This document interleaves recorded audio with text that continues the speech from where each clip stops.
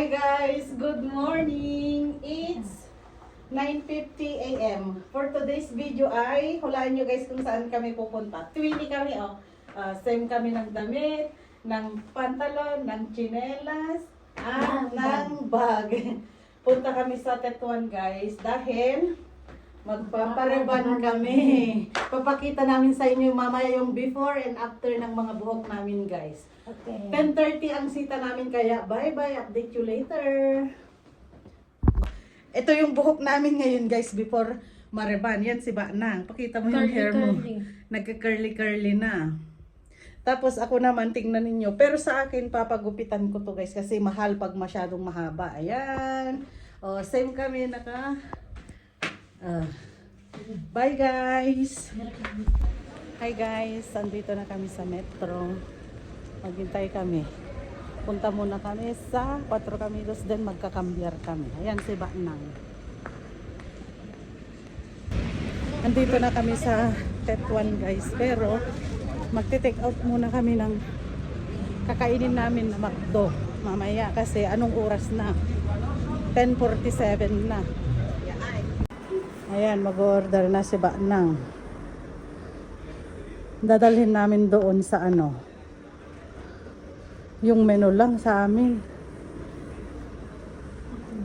Ayan guys, pakita mo yung receipt. Naka-order na kami ng iti-take out namin kasi anong oras na kaysa magutom kami, hindi naman pwedeng lumabas nakaano yung buhok namin, di ba? Dito kami sa McDo. Bumili lang kami ng menu guys.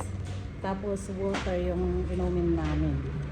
Bye, update you later. Malapit lang yung salon, andun na.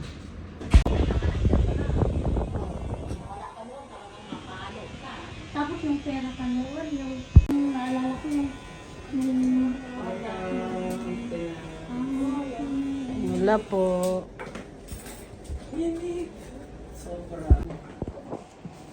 Ayan. Lagyan na kita yung buhok mo. Sabi ni G, sagsagado na.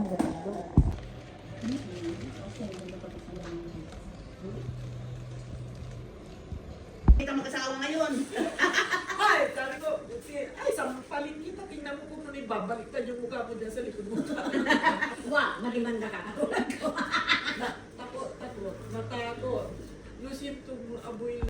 Second apply guys. Kaya ba na? Second apply.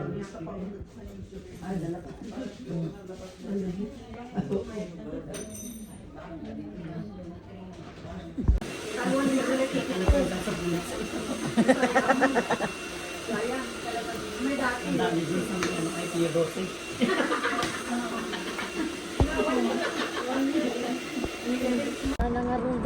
Ayan guys, tapos na kami. Tingnan nyo naman yung hair namin. Ang iksi na ng hair ko. Ayan. Ngayon, next na pupuntan namin is hahanap kami ng Silka na lotion. Oh, tapos na pa beauty. Bye!